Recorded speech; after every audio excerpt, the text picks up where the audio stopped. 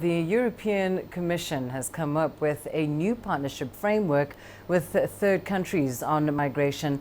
The Migration Compact Agreement sets out a vision for ambitious ambitious agreements with key migratory countries, including increased engagement with Libya and Tunisia. Now, most EU ministers have applauded the move, saying that the agreements will be a sound step in the right direction and could signal a turning point in collaborative and productive engagement with countries of origin and transit. Right, let's bring you more on this now. We're joined by our correspondent, Jack Barton, in Brussels.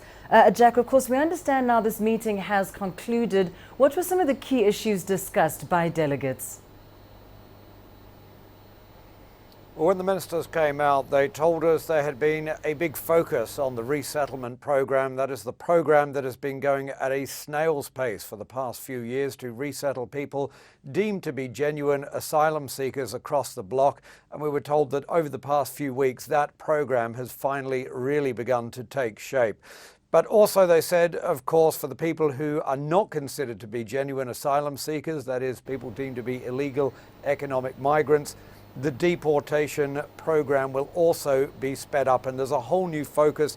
Really, for the first time at this meeting in the past few years, we saw the focus shift from the Aegean Sea between Turkey and Greece and the Balkan route, which is now considered to be almost sealed off after doing a deal with Turkey, and back to Africa, the route through Africa, specifically through Libya and then into Italy. And there was a lot of talk about Libya today, where, of course, human traffickers are still operating freely, even as that United Nations government, the coalition government there, tries to restore order to that country, which would be key in the EU's plan.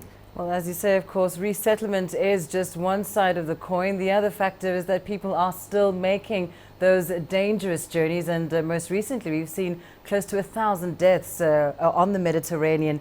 Did that come up at all in the meeting? Absolutely. They talked about that, the fact that this year around about 45,000 people are estimated to have made that Mediterranean voyage. That's the same amount of people that made the journey for the entirety of last year. There was a lot of talk about the dangers, a lot of talk about finding ways to prevent people from putting their lives in the hands of people smugglers. And a lot of it fed back into the plan that you mentioned before that the European Commission has now come up with to try and offer incentives, financial incentives. And the other day we heard perhaps $9 billion worth of incentives, but today we heard that could be as high as $65 billion over the years ahead, to countries to take back people who've been deported, but more importantly, put the money into schemes that would encourage people to stay in the first place. And on the other hand, also offering what amounts to penalties or cuts to aid or financial assistance, trade to countries who refuse to be a part of that program.